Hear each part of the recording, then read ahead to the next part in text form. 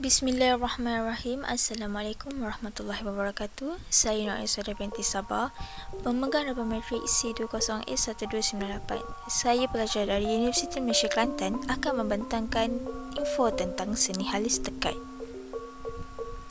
Sejarah dan asal-usul seni halus tekad. Asal-usul tekad dikatakan berasal dari China, India serta dipengaruhi budaya Arab. Pengenalan Stead menjelaskan bahawa ketika seni tekad belum berkembang ke dalam masyarakat Melayu, Maharaja China telah menghantar hadiah berupa kain baldu sutera kain bersulam emas kepada Kesultanan Melaka pada awal abad ke-15. Pengaruh India dilihat daripada perkataan tekad atau tekatan itu sendiri yang berbau Sanskrit, iaitu bahasa purba India.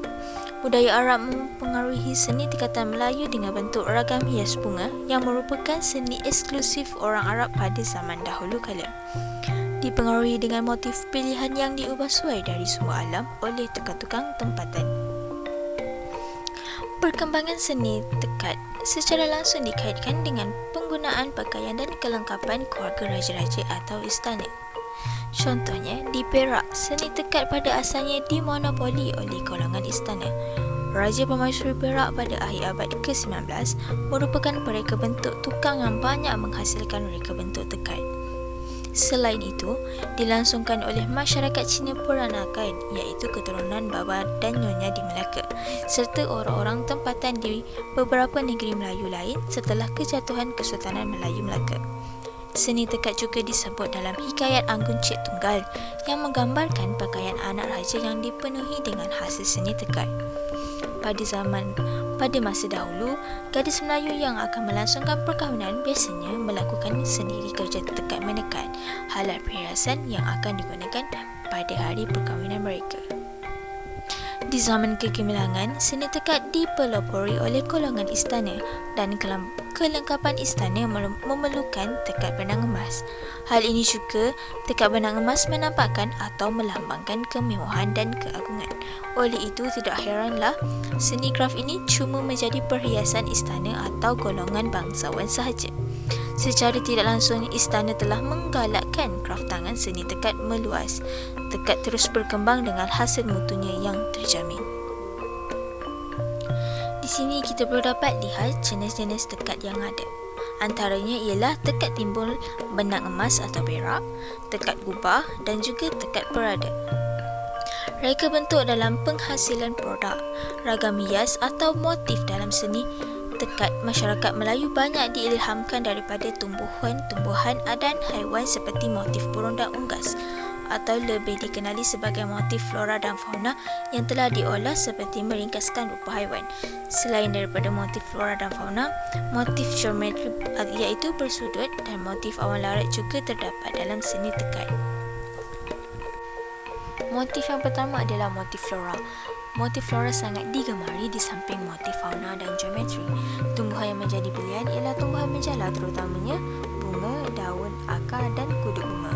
Motif tumbuh-tumbuhan yang diolah adalah daripada lingkungan bunga-bunga tradisional dalam alam Melayu. Motif yang kedua ialah motif fauna. Motif haiwan yang kerap digunakan ialah ayam, itik, serangga dan unggas. Motif ini selalunya diolah atau digabungkan dengan motif flora.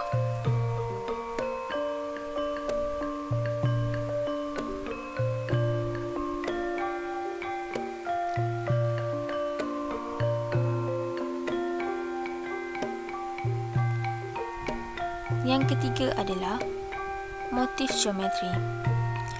Motif geometri lebih digemari kerana lebih mudah dan ringkas.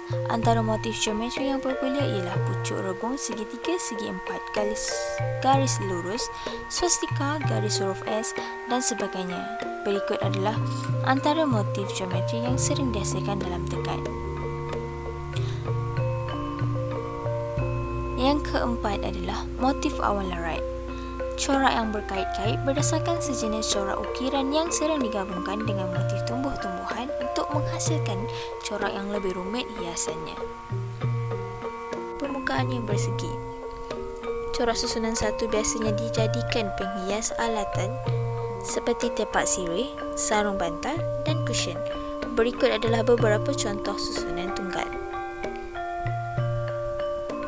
Selain itu, motif geometri. Motif geometri lebih digemari kerana lebih mudah dan ringkas.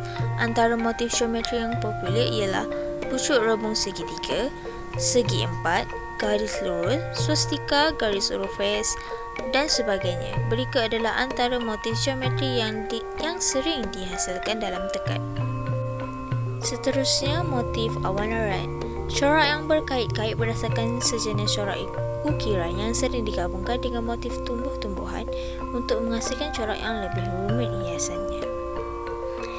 Di sini kita dapat lihat adalah 3 corak yang dicontohkan sebagai motif awan erat. Fungsi dan penggunaan produk. Fungsi seni halus tekad dahulu adalah digunakan untuk istiadat dan upacara tertentu. Seni halus tekad ini juga berfungsi sebagai kelengkapan perkahwinan, upacara peminangan, kelahiran, berkatan Al-Quran dan sebagainya. Pada zaman dahulu, seni halus tekad ini menggunakan benang emas dan berfungsi untuk menampakkan kemewahan dan keagungan. Di kalangan kerabat diraja, tekad merupakan pakaian kebesaran dan hiasan seharian. Penggunaannya dalam masyarakat biasa agak terbatas kerana bahan asasnya merupakan bahan mewah. Selain itu, seni halus tekad ini berfungsi sebagai hiasan pada barang-barang tertentu sahaja seperti beg tangan, sarung bantal, selimut, alas meja dan sebagainya. Tidak ketinggalan juga seni halus tekad telah menjadi salah satu fungsi daripada kraft tangan dan hiasan tradisional Malaysia. Dapat menarik sesiapa sahaja yang melihatnya.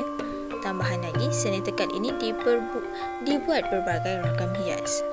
Antaranya gubahan motif flora yang diolah melalui tumbuhan dan bunga. Walaupun fungsi dan kegunaannya agak terhad, akan tetapi keindahan gubahan seni halus tekad ini menjadikan ia sebagai suatu kraft tangan yang unik dan berbeza. Oleh itu, kita haruslah menjaga khazanah ini agar tidak dilupakan oleh generasi pada masa akan datang dan juga kini. Bahan dan proses pembuatan. Ini adalah antara bahan dan peralatan untuk menghasilkan seni halus tekad. Pemidang kayu. Pemidang kayu digunakan untuk meregang kain dasar bagi memudahkan sulaman di samping mengelakkan kerutan atau lipatan. Ia diperbuat daripada kayu yang berbentuk segi empat tepat atau bucur, berkaki atau tanpa kaki, berbingkai dan berperenggang. Seterusnya adalah cuban. Alat yang diperbuat daripada kayu atau buluh berbentuk palang atau kayu bercabang 3 yang digunakan untuk melilit atau menggulung benang emas. Terdapat juga cuban yang diperbuat daripada rotan, tanduk berukiran perak dan tembaga. Ia disebut ule-ule, laula atau geligen.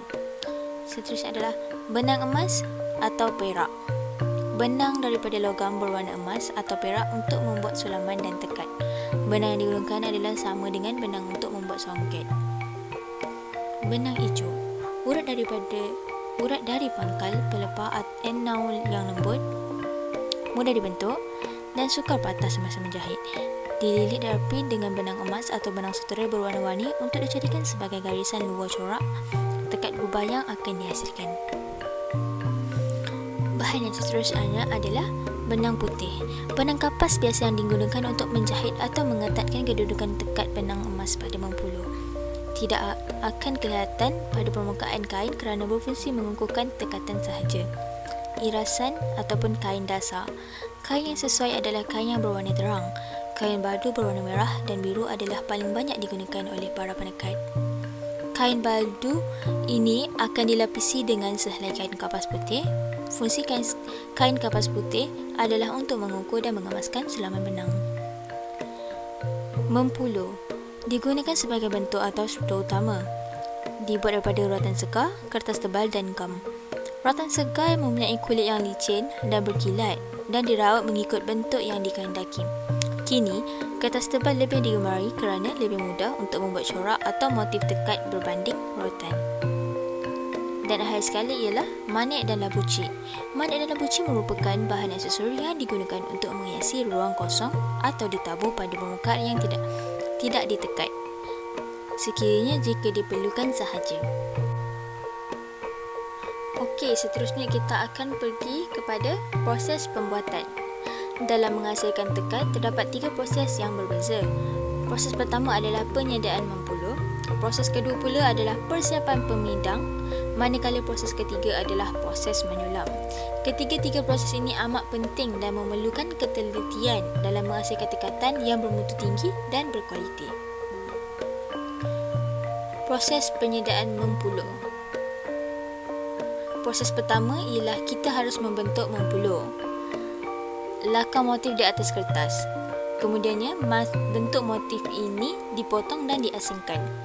Lebar tiap-tiap batang mempuluh kertas dibuat antara 0.5 cm dan 0.25 cm. Kemudian potong kertas mengikut lakaran tersebut. Corak ragam hias yang menarik bergantung pada bentuk dan motif mempuluh yang menjadi rangka corak tekatan. Mempuluh yang dibentuk dan dikikis pada bahagian tepu dengan sejenis kayu untuk menjadikannya lebih halus dan tidak berkeriki. Selain itu, persiapan pemidang. Kain putih direnggangkan di atas pemidang kayu. Kayu atau batang dipinang dimasukkan di sekeliling kain putih sebagai bingkai kain. Bingkai ini kemudiannya diikat pada pemidang supaya kain putih tadi cukup tegang. Seterusnya, kain dasar yang tebal ditegangkan di atas kain putih tadi pada pemidang kayu dan membentuk 2 lapisan kain. Baldu yang ditegangkan pada pemidang dicantumkan dengan kain putih secara jahitan sembat kasar pada sekeliling kain yang diikatkan ke bingkai pemidang. Kain baldu akan menjadi tegang. Pemidang kayu pula terdiri daripada 2 jenis, iaitu pemidang berkaki dan tanpa kaki. Ukuran pemidang bergantung kepada reka bentuk yang diingini. Dan proses yang terakhir ialah proses menyulam. Mempuluh diletakkan di atas kain baldu atau kain dasar. Benang emas yang dililit pada cuban diletakkan merentasi mempuluh. Selepas itu, benang emas akan ditindih dan diikat jahit oleh benang putih melalui jarum yang sedang matanya. Jarum akan dicucuk agak ke dalam dari bawah batang mempuluh dan ikatan benang putih mestilah ketat dan kukuh. Benang putih yang terdapat pada jarum digunakan untuk menjahit, menindih dan mengikat benang emas daripada sebelah tepi mempuluh. Benang putih akan melalui bahagian bawah mempuluh dan benang emas.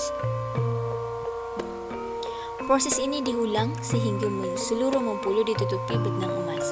Setiap kali merentas benang-benang emas haruslah disusun rapat, teratur dan kemas supaya batang mempuluh tidak kelihatan dari atas.